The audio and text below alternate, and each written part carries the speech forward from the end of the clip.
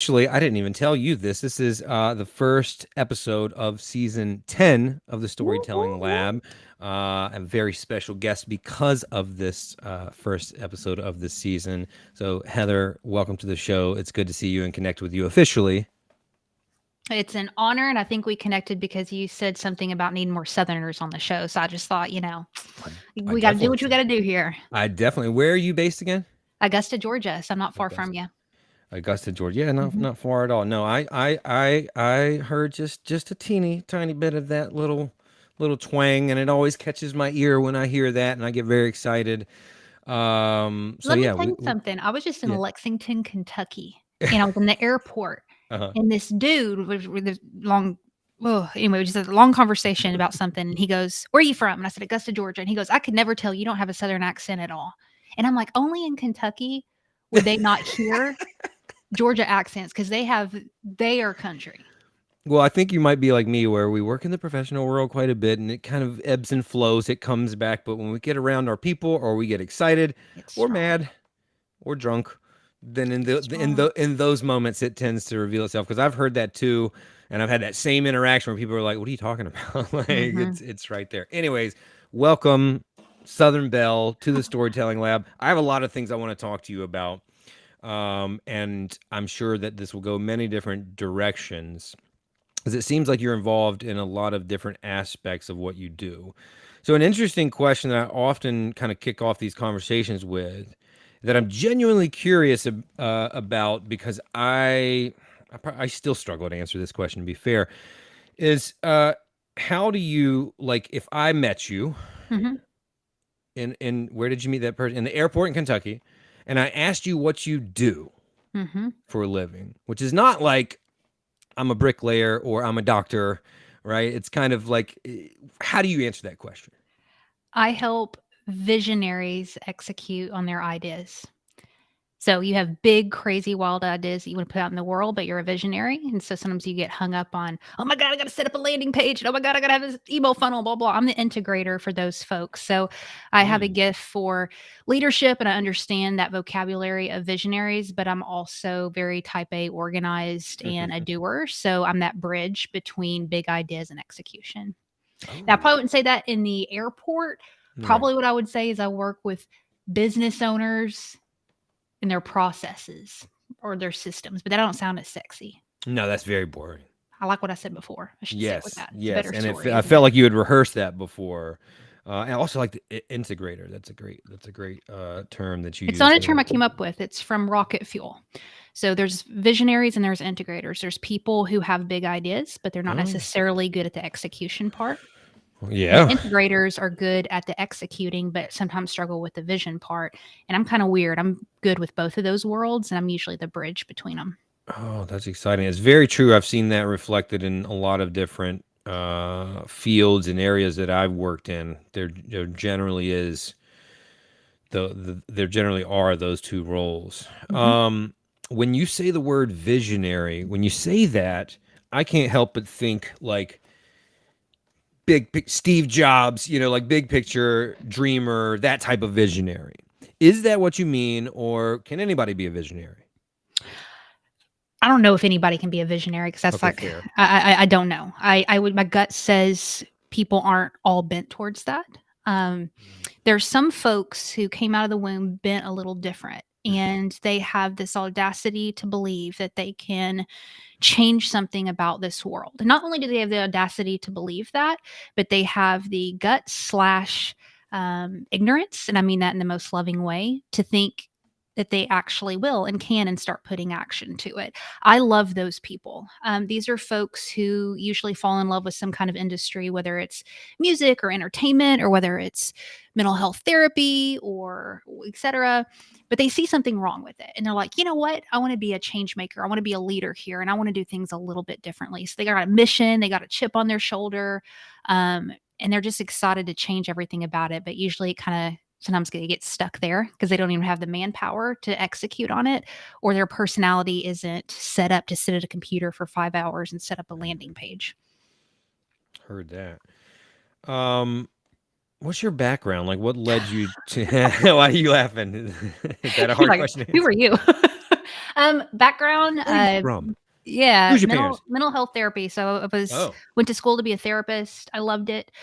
I was good at it because I love people and I'm fascinated with why we are the way that we are. hmm, But I started noticing that I got really lit up when I was hanging out with people who wanted to change culture and wanted to shift policy and wanted to move mm, things. So you kind of think about a therapist working on an individual level, which God, they're gifts to this world. We need people like that. right. I was bent a little bit more towards groups and Hmm. systems and kind of the big picture. So I decided to bring a lot of my work online and move away from the mental health therapy world. And I ended up working with a lot of therapists in the capacity I was just sharing with you. Um, and yeah, that's my background. It's interesting. I mean, it makes a lot of sense how you made that transition because I think that a lot of when you do that type of work, I do similar work. My background is I'm a filmmaker, mostly documentaries. Yeah, I'm I've really done that jealous for. about that. That sounds way cooler. It's It's not. It's cool. not. A Well, documentary okay. filmmaker? Come on. Is that cool? Go ahead. Am I am, am I That's a cool? cool Heather, thing. Like, am what I did cool? Yes. I think that's Tell me I'm awesome. cool. Sorry, go ahead. Thank you. I appreciate it. I love it. And like when we find those things that we love, it's not certainly not easy to make a career out of them often, but we do so because we love it. So it's not, yeah, I like what I do. It gives me the chance to learn a lot, meet a lot of people that want to inspire, create that change that you talked about. But somewhere along the lines, one of the downsides of documentary filmmaking or any kind of filmmaking is it's project based. And so about 5 or 6 years ago, I started working with people, started teaching storytelling, coaching, consulting, and things Mm, like that for like in between those, the ebbs, in between projects. And when the pandemic hit, I wasn't traveling and public speaking as as much anymore. I mean, it kind of took a halt for sure there in the beginning, and so that's when I started coaching people, finding their story, finding their voice to create the change they want to in the world as well. I'd mentioned before we started recording that I feel like we do similar work, yeah. and are passionate about similar things. But I say all that to say often people would say this feels like therapy when we go through it because we'd have to dive deep and 100%. and pull them apart to see what makes them them because so often we get locked into this is how I should act or work or perform, this is how I think I should act, this is how my mom made me feel like I should act, or my Mhm, boss or whomever, mhm. and it's not aligned with who we truly are. And I also mentioned before we started that like even if you and I did the same exact thing with the same exact budget and size team or whatever, we should inherently approach it differently because we Yeah, are different people with different experiences. But that's what I try to help people do, and often they feel like they've gone through a therapy session because we're yeah. really diving into who they are as people. So to me, when you say that, I'm like, that makes a lot of sense. It's all just understanding people. 100%. Yeah, I usually say I left, like, that world, but it's, like, the biggest lie ever because just like you, that's my experience. I'll get on calls with, like, some kinda mover or shaker who wants to, build this big thing or whatever, and it always circles back down to finding your voice, Hmm. your self-worth. Is this gonna matter? I mean, it's, like, really deep, and that's so good to hear, because we realize we're all freaking human, and some people come across as, like, these big badass, like, whatever. But at the end of the Totally. day, when you really start peeling back the layers, thank God we're all created so similarly and Yeah. deal with the same issues. Some people move in it and act anyway, and some people let it cripple them. That's the differentiator. Okay, let's stay right there because what I was going to say is I think it's pretty awesome what you did as well. And I think there are a lot of people out there that might be a whatever therapist, lawyer, whatever it is. And I've heard these stories before that see what you do now and feel a calling in their hearts to want to do something, help people who are wanting to change the world, maybe change the world themselves. Maybe they're a visionary, maybe they're an integrator, but they're being held back by something, feeling a security. Who knows what Mm. that might be? But they would want to take the leap. Now you took that leap. I'm not sure how long ago was it when you transitioned out of therapy and into what you're doing now? I want to say 5 years, Okay. 6 years. Ooh, we got a similar cycle. Okay, so that wasn't like one day you said like, okay, I'm stopping this and I'm going to start this. I'm really interested because stories are all about that transformation, right? I'm really Right. interested in that transition and what were the things that helped you take the leap? What were the action steps that you followed? Like think about someone else who's hearing this and being like, I want to do something like that. Like how do they do it? I did take the leap, in a sense of we were moving here to Augusta, Georgia, and I got Mhm. 3 job offers to be a therapist, and I turned them all down. Mm, Um, when I got the offer, I cried, and I called my husband, and I said, I got the job. And he's like, why are you crying? Like most people don't cry when they get accepted, but I knew in my soul and my gut that I needed to do something different. But what was frustrating about that is I didn't know what that was. And I think that's yeah. what's sometimes really difficult is we feel this tension and this dissatisfaction and this unease. And there's almost a guilt there. Where it's like you should be content, you should be happy, you should be grateful. And there's almost this pressure to kind of go back into this complacency. Mhm. And what I mean by complacency is not like an outward manifestation of complacency because that's not across the board for everybody. Complacency in yourself where you know that there's something more, but you feel dumb, ridiculous, irresponsible for going Big after time. it. So it was very hard, very, very, very hard turning those job offers down. We had just moved to a new city. We had a new family. We weren't making tons of money. We really could have used the income that was coming to brought in. Um, so it was a huge sacrifice, not only, for me and my pride, but also to, my husband. He was very understanding That's and good. very, very supportive. But I had to hustle. I immediately started to get some freelance clients and do something because I needed to kind of supplement that income. So I'm sharing all this to say that there was a lot of transitions. Yeah. So I knew that I wanted to do something more. I wasn't sure what it was. I knew that wasn't it, going and getting those jobs. I looked at what was in my hand and said, what's marketable right now? Mm, I'm great at production, editing. I had a lot of experience in photography in that whole world. I had been okay. podcasting for some time, so I knew enough about audio editing to get me in trouble.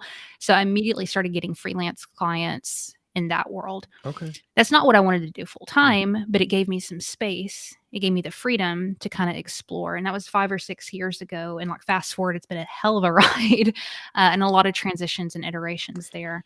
Um, that's the What short version. what was the podcast that you had back then? It was called Unconventional, Mhm. which later formed into Unconventional Leaders. We did that for 523 What? episodes. Week Um, like multiple times a week? mhm. Yep. Yep. Yikes. I've done over 1,000 between all the different shows. And was that therapy based? No, it was, No, it's just personal. leadership, entrepreneurship, going While against you your were grain. still a therapist. No, it was when I quit that. I did that over the past 5, 6 years. I've put in 1,000 episodes So since that then. was one of the first things you did then after you quit was like I'm going to just You start. find your voice by using your voice. I didn't know what I was meant to do and what I was supposed to say, so I decided to imperfectly start producing a show and fumble my way through it. And a lot of times, and I think it's awesome when people say, "I was born to do this." I was Yeah, not that way. I know didn't me. know. So I knew to be faithful to show up on this, and it's taken me a long time, and I'm still figuring it out, what Mhm. my message is and how I need to articulate it. I've gotten better, but it took 1,000 episodes. It took freelancing at the beginning and taking crappy jobs. Grind, dude. Grind, grind. I sound like a bro, don't I?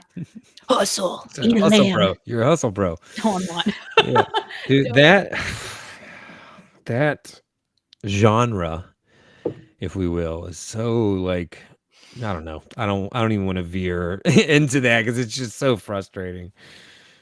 Anyway, There's um, something to learn with them in the same way that there's something to learn from the more feminine energy. I can accept that. Yeah. Yeah. I mean, yeah, of course. I think that's a great way to approach it. It's like there's something to pick to take rather from anything and Yes. anyone. Correct. Even if that's sometimes like some of the documentary filmmakers, I kind of learned. I did go to school for production, but not like a film school. But I Mhm. learned in the old like apprenticeship method, right? I trained other documentary filmmakers, and the first few that I did, I equally, if not more, learned things like not to do than Sure. things to do. So even if you're Sure. pulling something like that away, as long as you can grow, so I can accept that about the hustle bro genre, but it often does get out of hand.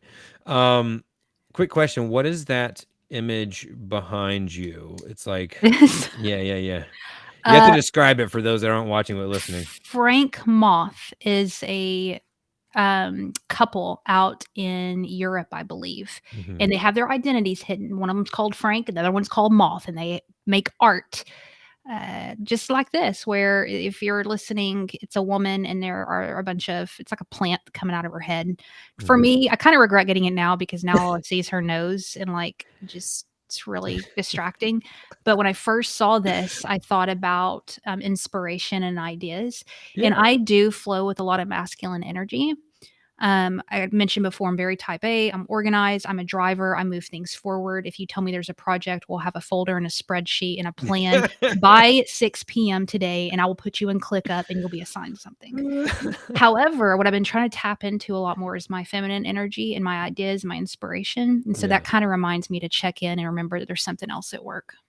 Yeah, yeah, yeah. I like that a lot. Often people are like what you were alluding to, like I want to do something. I don't know what my bigger purpose is. Right. I feel Uh-huh. like there's something inside of me. I've always felt this way. Mm. But I don't know how to find my purpose. What to that person, what do you say? You did say this amazing line, like you find your voice by using it, which I Yep. just like plus 1,000 to that. I love that so much. Um, for someone who doesn't know what they want to do, where else can they start to try to pursue that quest of even finding out what it is before they start grinding? This isn't mine. I think it's Marie Forleo. Can't remember who said it first. Mm. Action creates clarity. I want everybody to go get that tattooed on their forehead and in their butt. Okay. Action creates clarity. We don't know what something is until sometimes we do it and we look at it. You know, this is a creative. Sometimes a film will show you what it is through the process of freaking making it. We have ideas of what something should be, but it's not until we do it we find out what it is. And so, what was the last small idea that you had? Inviting Bob over for dinner, creating this small little tiny event. We don't want to be viewed as a beginner. Mhm, So we dismiss all these tiny little action items that God gave us to do, and we're not mhm, faithful with them. So why is He going to give us the next big part of the plan if we weren't faithful with the small, tiny step? mm. You know, that just take action cliche or mantra is often used, very accurate. I want to say I'm not about to drag it. I'm in full support of that. But I think where it gets misconstrued is people think because the counter to that is like, yeah, yeah, okay, but like, because you hear it in filmmaking where just go make movies. It's like, yeah, but dude, I don't know where to start. Like, I can't just go tomorrow and make a movie, right? The thing I think people misunderstand about that is like, it's not that initial action. Maybe in one in a million chances. It's not that the initial action is going to be the thing that breaks you. It's that's the first little step, and you have no idea what will manifest through that. Often it's just a connection. It's just a relationship that was made. You just are out there and you meet another person who just wanted to go make a no budget film on the weekends, Yes, and y'all start brainstorming an idea that doesn't come to fruition until 5 years from then. correct. And then you write and direct your first feature that goes to a film festival, right? You don't know where it's going to come from, but it's almost never a product or like the end result of that initial action. It always evolves into something Yes, else. And that's the point of just taking action. It's not that your initial action is going to make you successful. right. It's that you're going to be out there moving and shaking with other people who are moving and shaking, and doors start to open that way. If you are sitting on the couch, no doors of opportunity are going to open themselves up to you, Preach. Preach. right? I'm Preach. getting heated, I'm Heather. sweating too. Are y'all feeling this? This is good. And here's something I've had to learn, and y'all forgive me if this wasn't your experience, but what's most specific is most universal. So hopefully you'll find yourself somewhere in this. But I've had a lot of deep conditioning around religion that I've had to let go of. And Mm. one of the things that I grew up kind of being conditioned to believe is that there's this super specific one plan that you're either, I've had to unlearn that we like serve like a really cruel God that if you go one direction over here that you're effed and like the plan is like not working. And Yeah. that's crippled me where I've been like, is this right? Is this the right move? Is this the right production to collaborate with? Is this the right person? And to your point, that's not the point. The point is that we're in motion and in action and energetically we start to attract things because we're somebody who can be trusted no matter what you believe in. And so for me, I've had to let go of that narrative that there's this one path for Heather Parody, and if you F it up, you're screwed. Hmm. Well, I think I'm going to go ahead and drop the P word. I think our boy Stephen Pressfield might have said this when he was like, Oh, he interviewed him, right? Do y'all know that "Does this it? Do was you get? Did I tell you guys I that don't yet?" know. Linked up in But the no, show he said notes. he said stop.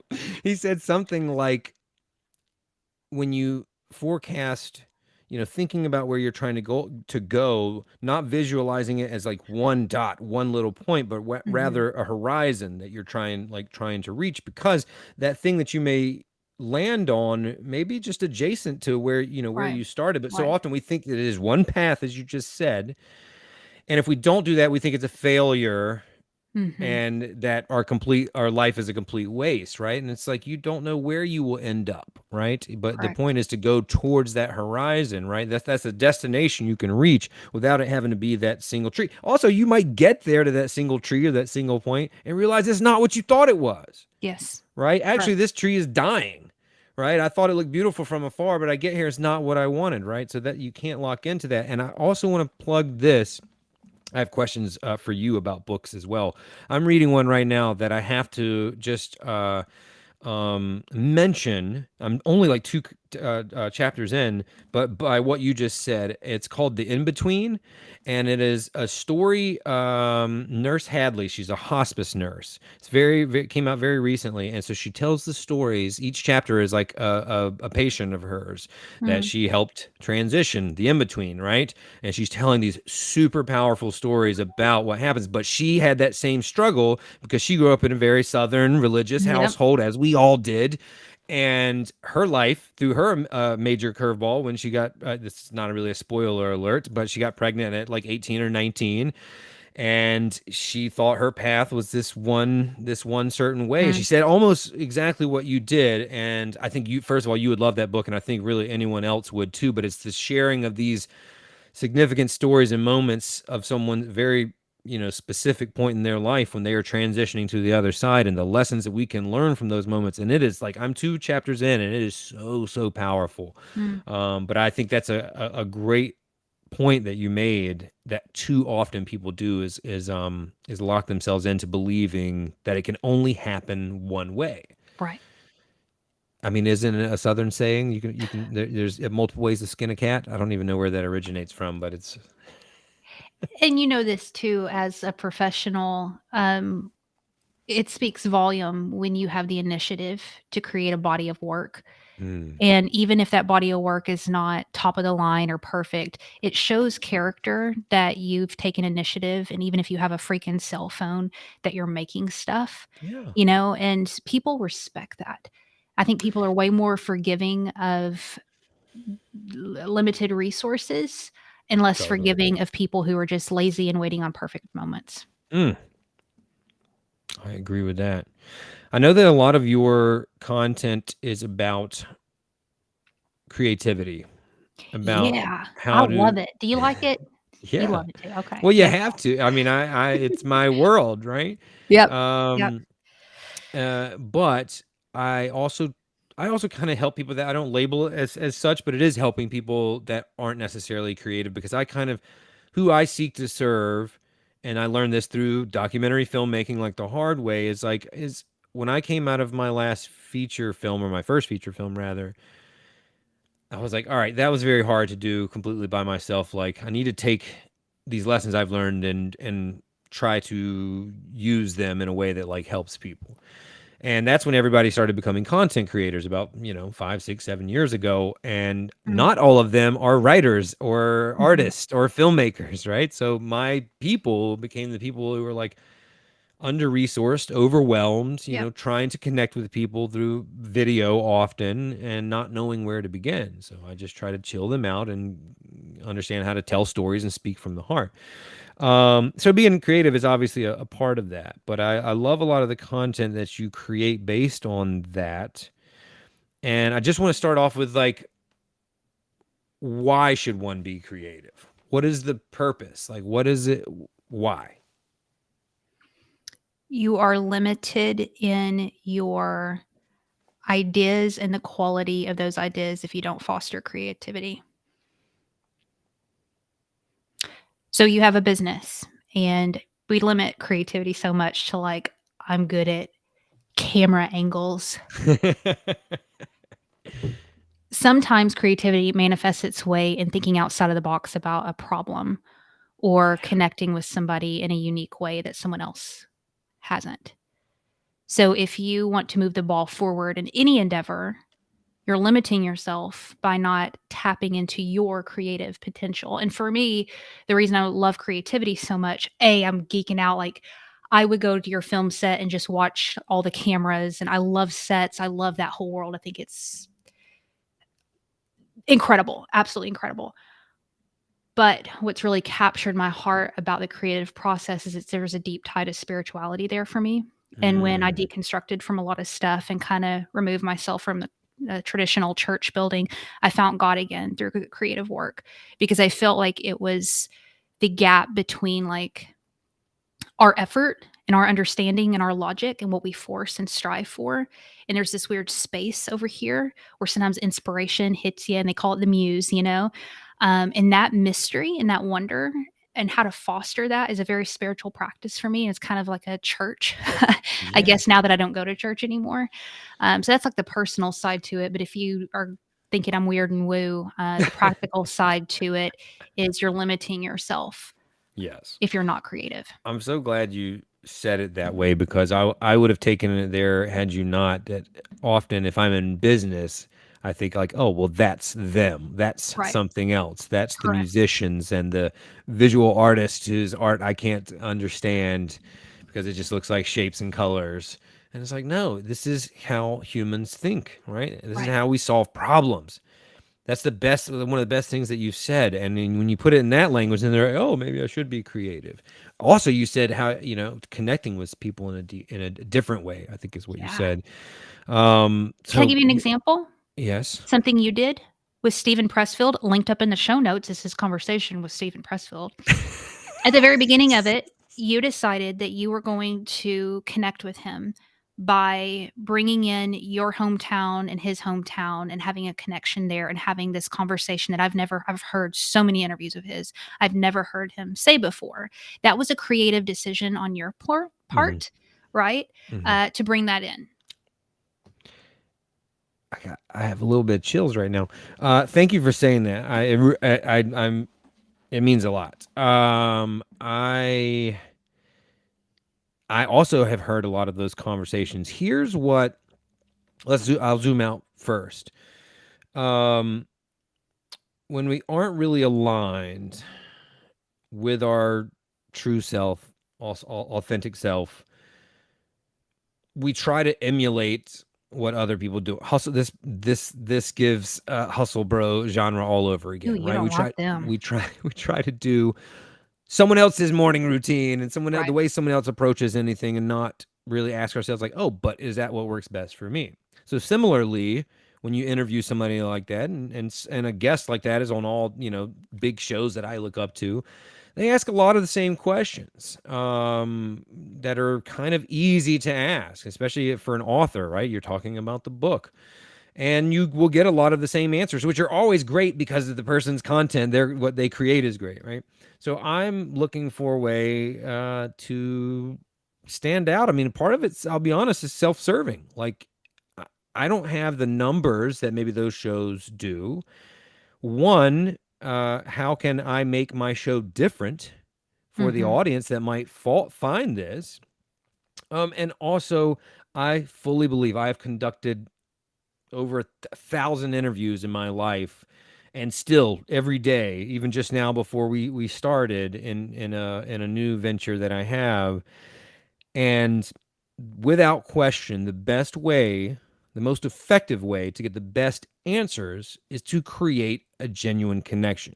Yep. I've had people on my show that are Yep. great and they got their sound bites ready and they're like, foop, foop, foop, foop, just, delivering like that. But the conversation never feels that way. And one of the most common pieces of feedback I get that is most appreciated is like, oh, it was very like conversational. I really love that. That's by design. And I'm not saying the shows that are formatted aren't great. It's just something different. That doesn't work for Right. me because I think I get the good stuff from someone, the unique stuff by just building that connection, finding where we connect. Can we connect because we're both Southerners? Can we Mhm. connect because we both grew up in the church? Like, where is it that I can understand a little bit more about how your brain works, and Mhm. then dial that knob a Yep. little bit more? And I was genuinely excited that Stephen Pressfield like knew where I was from. So I'm always going to rep where I'm from. It's a small town, and to do that with one of my heroes, it was an opportunity I just couldn't miss. So, And I think I was questioning you before about how that even happened, the whole Stephen Pressfield gig. Are you cool sharing that now, or are you gonna do a whole separate video on that? yeah, I mention this all the time to people. Stephen Pressfield, it was a long journey that I have mentioned of connection. Here's the biggest thing. Don't burst through the door and being like, hey, hey, hey, me, what can you give me? What can you give me? Say it again. Be Come on my on. show, Preach. Stephen Yes. Pressfield. How Yes. many of those do you think he gets a day, right? Right. Or anybody like Right. that. So I will say, you know what? I told this to one of my friends one time who was like in a messy breakup and it was getting in that point where he's like freaking out and oh no, I think she might be seeing somebody and all that stuff. And I was like, look, man, just play it cool. Just be cool. Good And advice. ever since then, I've thought about those two words can be applied to anything in life when you Preach. approach it to be more effective. At the end of the day, just be cool, Yep. right? Mhm. So the same thing with Stephen Pressfield is I didn't want to, and I told him like, hey, I loved your work. I'm not gonna not be myself, but I'm also not. I don't want to fanboy out and act like I Right. want an autograph. I want Right. you're a guest on my show. I'm a damn professional too, Right. Right. right? And I take what I do seriously, and I'm not just thank you for the hand me out, I just want some clout because your name. No, I want the chance to ask one of my heroes questions that I have, right? Yeah. And so I try to be real. And so when that first connection happened, which was just over an Instagram post, I mean, we really do have so the easiest access to people that we've ever had in our lives. And it doesn't Yeah. always pan out Yeah. that way. But back to our point about action, Heather, it sure as hell ain't going to happen if you don't Yes. try, Yes. right? And so it initially started with just I shouted out him and Brian Koppelman for something they said. Somebody on his team sent me a book, like because they were thanking me for the tweet or the shout out. I like made a video about it. That was 5 years ago, maybe. Mhm. And just slowly started connecting every now and then, saying a little something until I was ready. Yep. And then when I was ready, I made an official pitch and I didn't say like asking somebody out on a date where you're like, hey, would you, I don't know, kind of like to maybe one day. No, I was just like, hey, here's my pitch. I am pitching you. I would like for you to be on my show. Here's why. But here's the thing for smaller creators. First of all, it might not be aligned with you. Don't just try to get somebody for their name status, right? Stephen Pressfield, what he talks about is exactly what I help people with. He's one Right. of the best to do it. So I want him on my show to help my people. There's plenty of other like Grant Cardone. That's not what I'm looking for. I don't have like a financial podcast, right? Like or whatever. Speaking of hustle, bros. So it has to make sense first and foremost, right? And it did.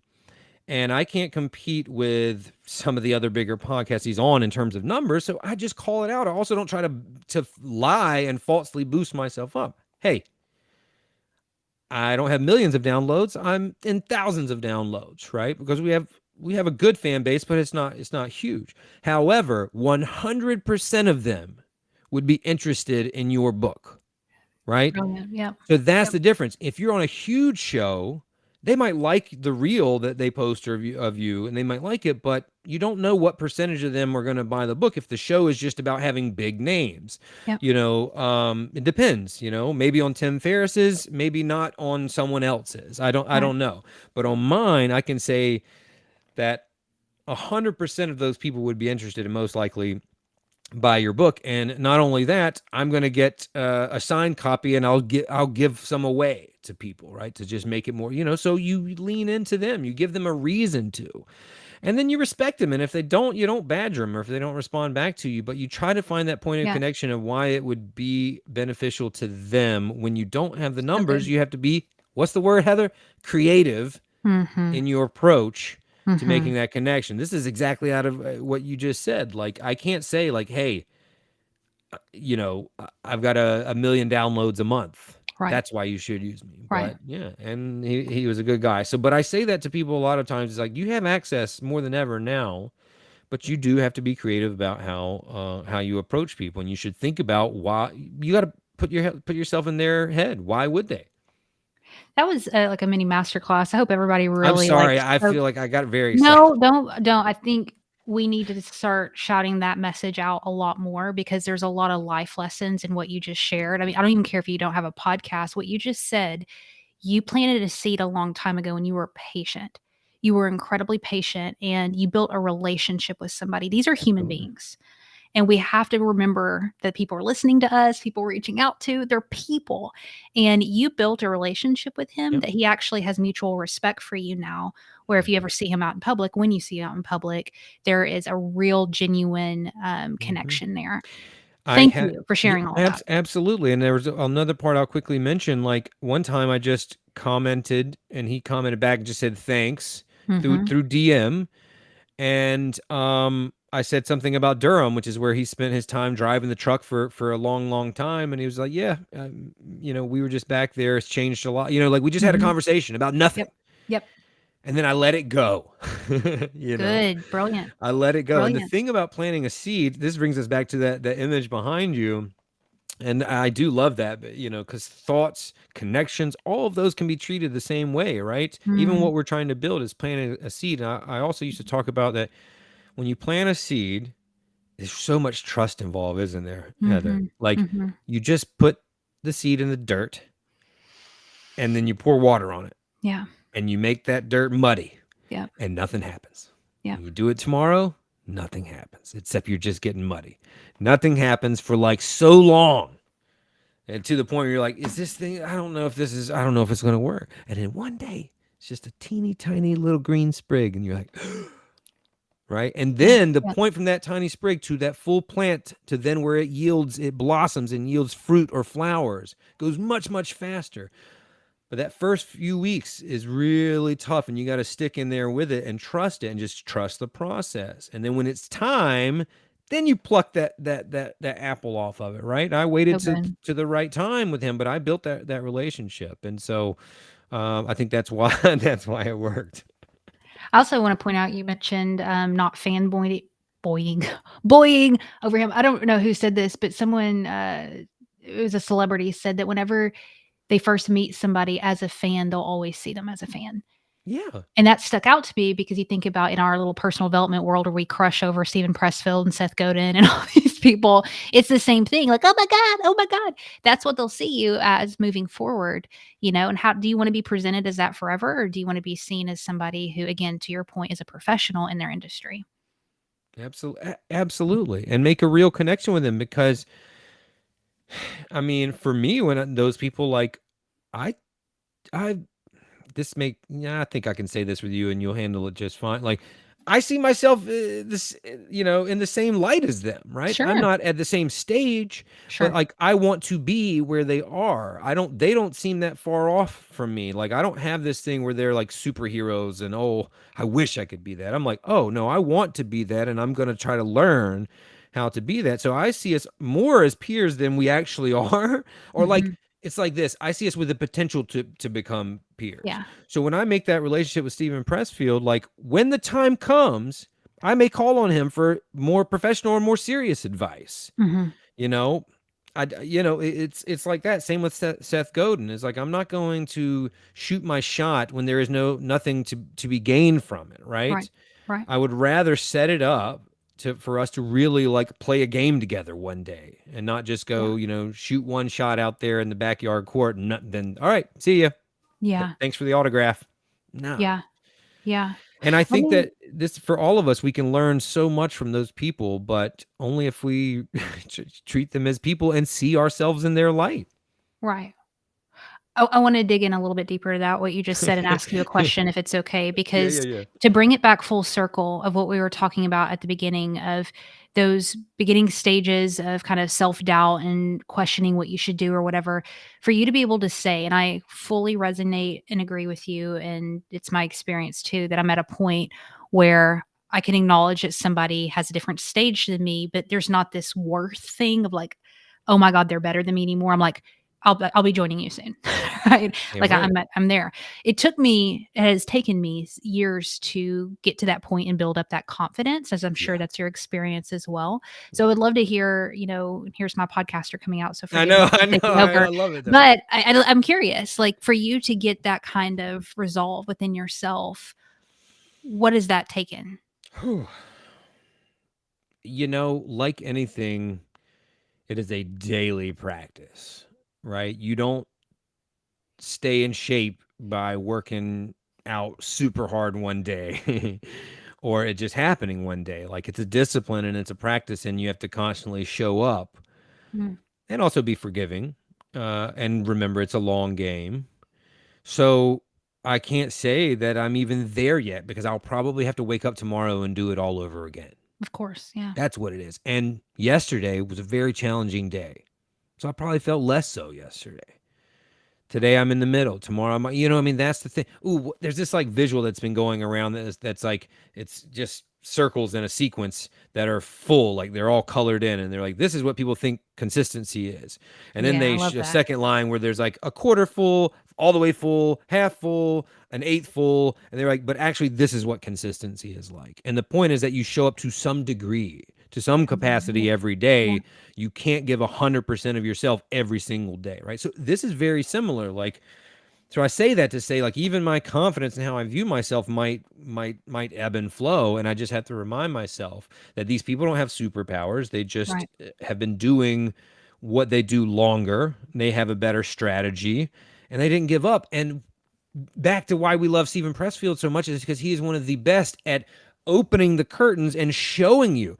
You know what probably gives me more confidence than anything? One of my all-time heroes, probably my favorite writer, saying, "Hey guys, it took me 27 years to get my Yeah, first book published." yeah, Like, and then in his most recent book, spilling all the guts about those 27 years and what it took. And so when I see somebody like that whom I look up to so much and realize all the crap they went through when they were in their 20s and 30s and even in their 40s, yeah, nah, I mean, yeah. I'm just fine.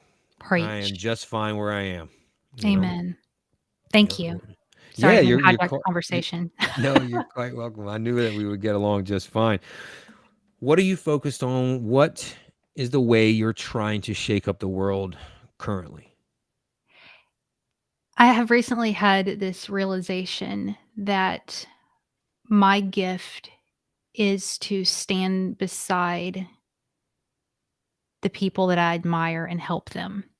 Mm, And that's been a humbling pill for me to swallow because I have those tendencies in myself. I'm a leader, I'm a visionary. I want to change the world too. But when I look at the gift that's in my hand, I've realized recently that the best way for me in this season, I always say in this season because seasons change, in this season is to be a helpmeet and come alongside people that I believe in and work with them with their visions. That's what I'm working on right now. And on the side, I have it. I see it differently with business and clients versus audience. yeah. Audience are people that I personally don't monetize or do anything like that with. It's not a huge following or anything like that, but they're loyal and they're incredible and they're engaged and they've changed my life. With those folks, I'm dedicated to making a lot of content and community around what we've discussed here, which is using your voice. And with the lack of resources, with the kind of underdog, unconventional mentality, being able to really lean into that and embrace it, because that's what makes you stand out. I don't know. Every time you say something, I get like I get emotional. Like this has happened I before make on people the cry. podcast, but like no, I love the way you're putting everything, and I love what I do, and so like Mm, I I left the concern about like looking cool a long time ago. So I don't mind like putting myself out there, but yeah, it just like I just felt all that. I was like tingling when you were saying that. What haven't you done that you're hoping to do in the near future? a lot of things. So many things. I want to travel more and Mhm. work outside of this culture, and expose myself to Yeah. some different trains of thought. Mhm. Right now, I'm just, obviously working with Americans and kind of the Western culture, which I love and it's great and it'll always be a part of my DNA. But I'm really curious right now of how people are making change in other parts of the world and Yeah. different energies, and I'd love to tap into that a little bit more. I want to lean more and more into media, work with people who are involved in media. I love storytelling, and for me, it's the best way to change anything is through a story. It changes culture, it changes hearts, it does things that words never can, that logic never will. Um, it gets directly to the soul of people without a lot of effort and pressure, and sometimes people get hit with things without realizing they were hit with it. Storytelling is Mhm. everything. So, attracting and working with people who are in visual storytelling elements, media is something that's on my list. I have done that. I want to tap a little bit more into that world because media changed my life. Mhm. It gave me exposure to things that I wasn't exposed to prior growing up Southern Bible Belt Christian girl, and I want to be a part of that. If only I knew someone who worked in visual media. I'll think about that. I'll ponder on Yeah. that. Yeah, I know, right? But sincerely, like you said a lot of kind things about documentary filmmaking. I think that you should get into that sort of space. And if you need like any help, guidance, connections, or any of that, I pledge it to you now, live Thanks. for the world to hear. Absolutely. Um, I'm and working I on my don't. first script right now. I'm almost done Okay, with it. I was gonna So ask something like that, as you yeah, should be. Like yeah, you should totally be doing stuff like that. So I'm I glad do. to hear that. Yeah, I'm playing around with it. I have a lot of friends who make things, and I live right outside of Atlanta, so you can imagine that. I feel like I'm a fangirl in that world where I'm, been on sets and kind of just poking around and helping the way that I can. But it's a hobby right now for me, for now. for now. I bet you. I mean, once you, yeah, your unique take on things. Like you've got some things to say, and I think you should continue to find creative ways to say them. Thanks. I wanted to ask you a question before we go. We've talked about Stephen Pressfield obviously a lot today, but also you often in your video work will be kind of dissecting books or books that have helped you along the way. I saw you mention it was very recently, maybe even today, Julia Cameron, The Artist's Oh yeah. Way. What are some of the other ones for those? Let's now think about our audience of people who are trying to be more creative. They're trying to create content. They're trying to be better storytellers. Oh, What are some of those? Is this too much like a putting you on the spot I rapid just fire love question? books so much, and I love create the creative process, and I geek out over this so much. So Oh, it's gonna be okay. another 45-minute conversation. Perfect. Yeah, what are a handful of the ones that have made the biggest impact on you in that space? Number one, Big Magic, Elizabeth Gilbert, because she presents this idea that ideas are an entity in themselves. And if you get smacked with an idea and you don't do something with it, guess what it's going to do? It's going to mosey on along to Peter Hodge, who's watching right now live, and give it to him. And I'll get mad at Peter thinking, well, that was He's my still idea. And that idea will say, well, you know what, Heather Parody, you didn't take action on me. So I went to Peter because I can trust Peter with me. did you make a video about this recently? Oh, I've done videos on that. I Did love Rick this Rubin idea. say this too? Rick Rubin's my next creative act, a way of being. One of the best creative books I've read, as well. I think it's a kind of a I don't want to say a spin-off to Big Magic, but I think it But goes didn't he say deeper. a similar Yeah. point? Like Yeah. that thing exists out there. Yeah. Yo, that really hit me hard when I watched it. I'm sorry to jump in and Mhm. interrupt, but I had never heard that concept. But it makes so much sense, and I love it so much because I do know, like in our world, it's like, yeah, a good idea is they're a dime a dozen. Right. Execution is everything. It's the same thing. So like in the film world, like, oh, I had that idea. It's like it's not hard for someone to have a good idea Yep. or for a film. It's hard to put that idea into action, find the right people, and actually go make the thing. That's what's hard. Mhm. So that concept of these ideas existing out there as entities, I love. So again, sorry to interrupt, but No, that it's one good. really shook me up the other day, just like in my own office watching your videos. Please continue. Well, and that, and I don't mean this in a heavy way, but when you start to view ideas and creativity as an entity outside of yourself, it forces you to respect it a little bit more, as Yeah, opposed to being so passive with it, of like, "Ah, whatever," and that's what 100%. Julia Cameron talks about a lot in The Artist's Way, which if you haven't read that, please read that. But just almost this respect and this reverence for creativity as an entity. I'll say for storytelling specifically, Matthew Dix, I know you're a Moth guy, I believe. Matthew Dix, Storyworthy was so game good. changing for me. I do the Moth out in Atlanta, and picked up that book, and it was game changer. I could go on, but I think those are some really good Those are ones, of great. course, besides our Stephen Pressfield mutual love. Matthew Dix also, if you haven't chatted with him, is like the sweetest guy in the Oh, world. that's good to hear. Yeah, he is awesome, awesome, awesome. So I'm sure if you ever reached out to him, he would be totally down. But that book, and I've read a lot of storytelling books, as I'm sure you have too. But the way he explained it was just like so simple. Tactical. It was Yeah, yeah, yeah. It tactical. was it was really good. But he's also just hilarious. Like, dude is on Well, I've been another planting my own planet. seeds with him. I've made Good. several videos, thank yous back and forth. I'm doing the Pressfield Oh, then you then model. just Yeah. then now I would just say if you don't mind, I don't want to overstep, but just ask. It's a done deal now if you've already been chatting for sure, 100%. Um, I feel like we could keep going for a long time, but This was we're good. gonna wrap it up. This is very good, very good. It went better than I thought, but not not in the way that sounds. No, no, no, no, no, no, no, no, no, no, no. I knew that was gonna come Oh, out the no, end I'm there. so glad you said that. That made my day. Okay. My goal is to make things better than people think when they first meet me.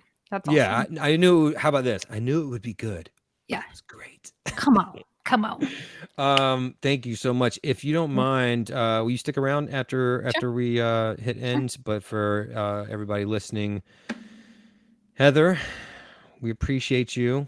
Make stuff, y'all. Make it. Don't overthink things. Action creates clarity.